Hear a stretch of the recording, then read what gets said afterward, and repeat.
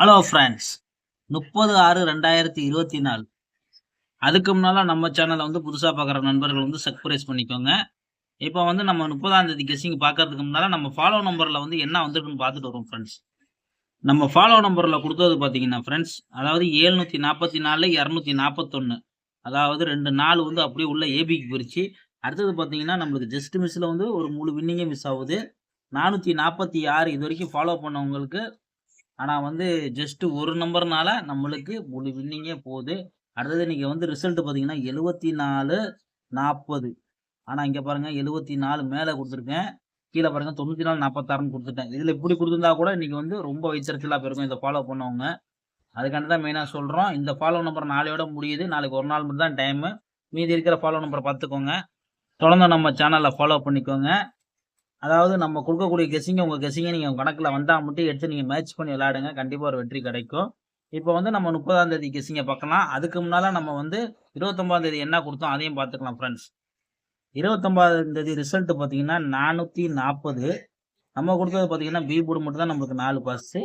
அடுத்தது பார்த்தீங்கன்னா 46, 40, 43ன்னு குடுத்துட்டோம். அதாவது ஜஸ்ட் ஒரு நம்பர்ல வந்து சி போர்டு சைபர் குடுத்தா பிசி வெற்றியா இருந்திருக்கும். அதாவது இன்னைக்கு பொறுத்தவரைக்கும் நம்மளுக்கு வந்து பி போர்டு மட்டும் தான் பாஸு. மித்தபடி எல்லாம் மிஸ்ஸு. தொடர்ந்து நம்ம சேனல ஃபாலோ பண்ணிக்கோங்க. இப்போ 30ஆம் தேதி கெஸ்ஸிங்க பார்க்கலாம் ஃப்ரெண்ட்ஸ். ஏ போர்டு பார்த்தீங்கன்னா 6, பி போர்டு பார்த்தீங்கன்னா 8, சி போர்டு பார்த்தீங்கன்னா 4. அது இன்னொரு நம்பர் பார்த்தீங்கன்னா சி போர்டு 8.